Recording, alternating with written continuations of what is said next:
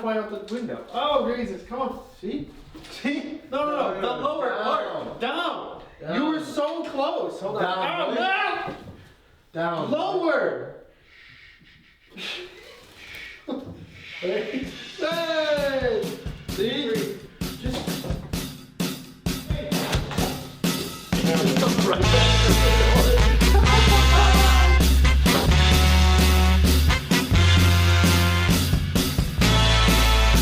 All right. Action. We were already rolling, weren't we? All right, cool. All right.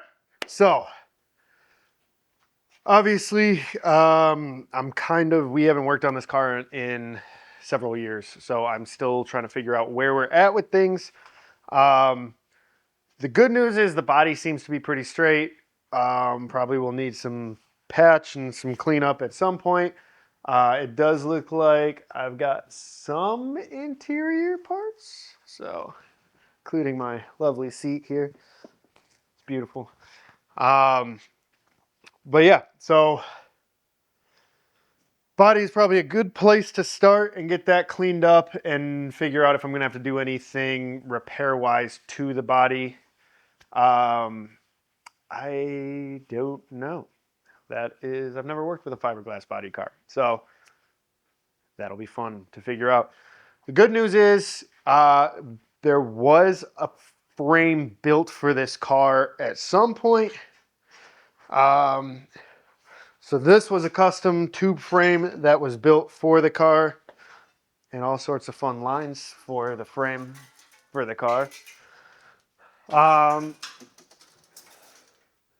I don't know much about the spec of everything. That I'm going to have to figure out with my uncle, because he's the one who went in and purchased this stuff with my dad. But looks like we got a pretty beefy rear end. No suspension. The brakes are probably no good anymore. But at least a solid starting point. The frame itself, there's some surface rust on there, so I'll have to clear a path somewhere through here and try and get it cleaned up and see where we're at. But it doesn't look like there's anything but surface rust.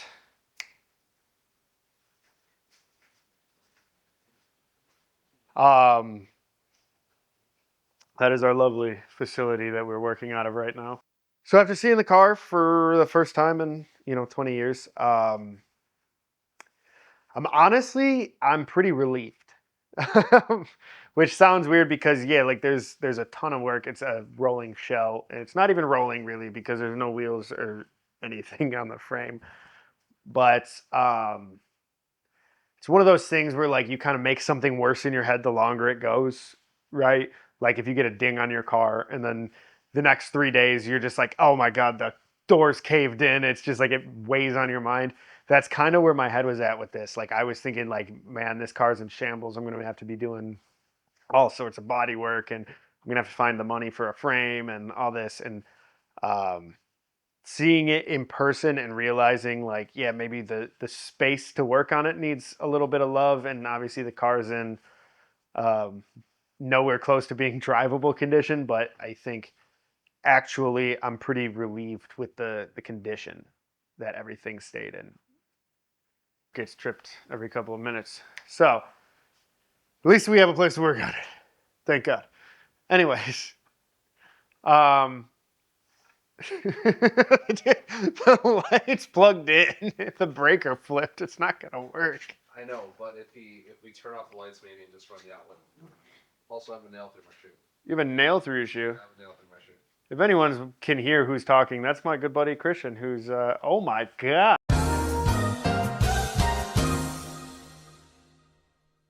Wait. Nope. Hey, we have light again. So anyway, at least a good starting point. If I'm not mistaken, the frame is based on a C4 Corvette architecture. So suspension, all that stuff should be pretty readily available to find things. That I've got to figure out some more information.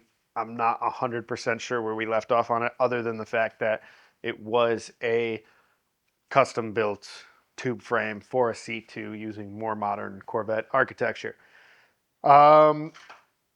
Decent front end. We've got all sorts of stuff over here for it. There's seats, there's windows. I don't think this wiring harness is very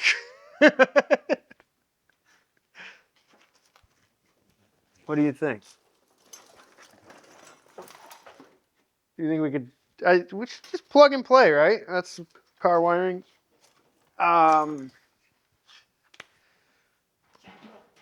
This is gonna be a lot more work than I thought. I think.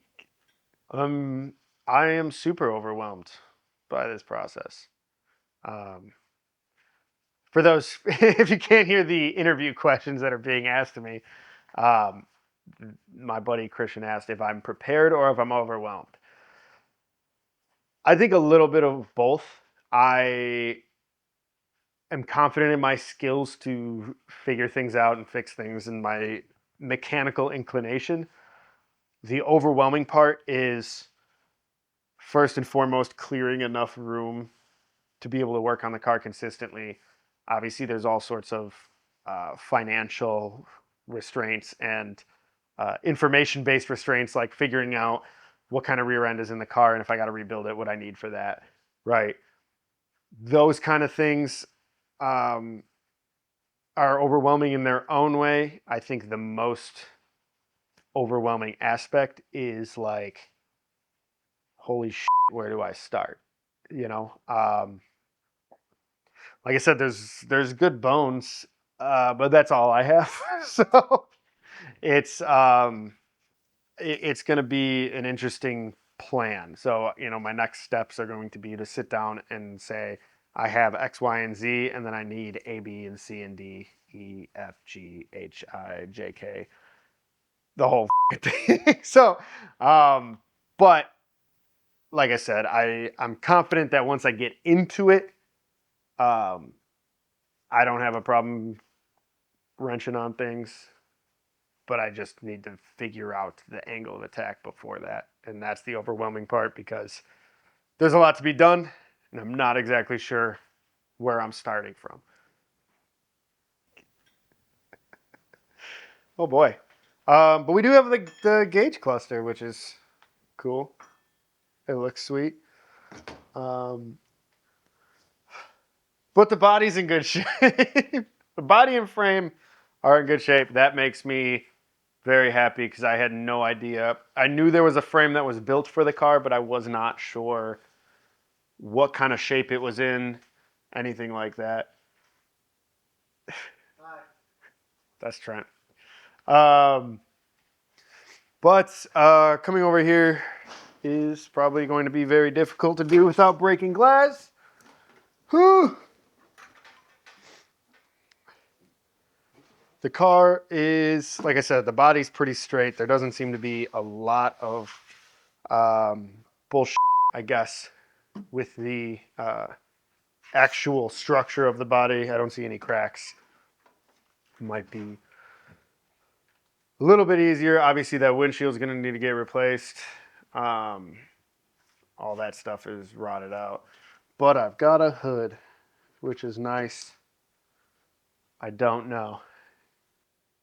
But the good news is, like I said, the body seems pretty straight. The floor panels are good. The whole tub of the body and everything is in really good shape. And actually, the nice thing about it, apart from what I believe is the original steering wheel to the car, which is kind of cool, it is a convertible, but I think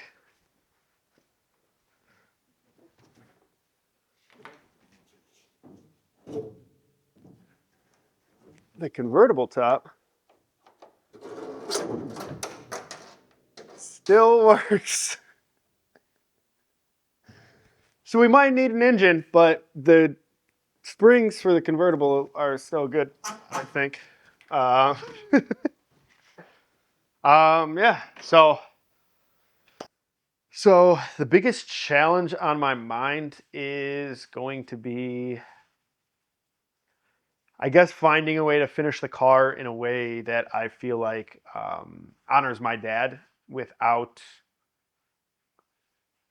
you know, I guess taking the things we discussed 20 years ago to a T, which, I know his sentiment on a lot of things. Like we used to butt heads on whether we wanted to do a high revving small block Chevy or, a big block with a supercharger. I was on the side of a big block with a supercharger. He always wanted a naturally aspirated small block. Um, so we kind of went back and forth. As I've gotten older, I kind of lean more towards the naturally aspirated small block thing, so that's easier. But I mean, that's just one aspect of this car. So there's going to be a lot of things that I'm going to have to look at and say, what would Scott want to do? And how do I want to do it? And what do I feel like is the best path?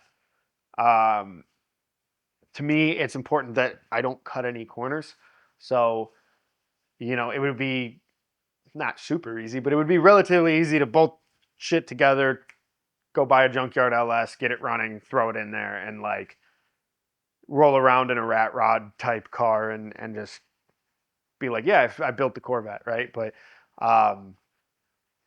my dad was a bit of a perfectionist when it came to things, and he was um, very adamant on seeing things through and doing it the right way through everything with my life. So to me, finding a way to make sure that that goes the way that I think honors him and how he would want to finish this car, I think that's super important. But I also think it's going to be really hard to maintain that thought process through the whole build, if that makes sense.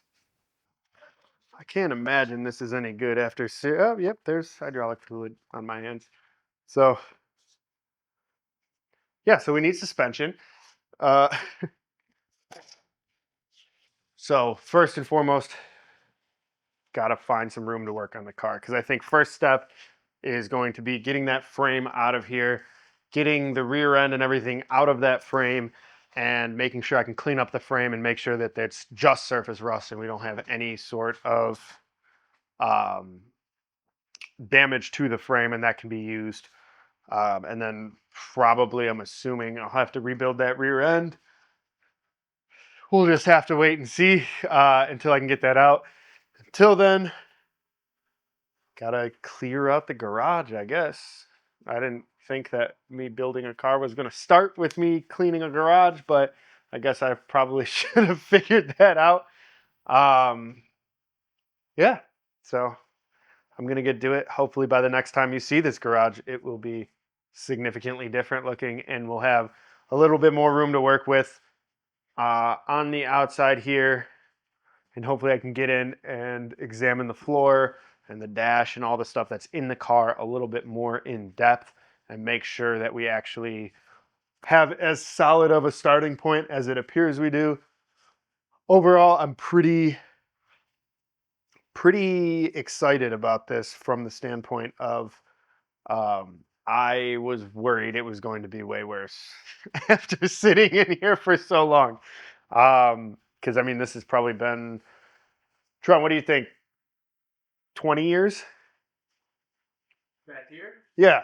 Since the last time we, Say about 18 to 20. yeah. So somewhere in the ballpark of 18 to 20-ish years since my dad and I were able to do anything on this car. So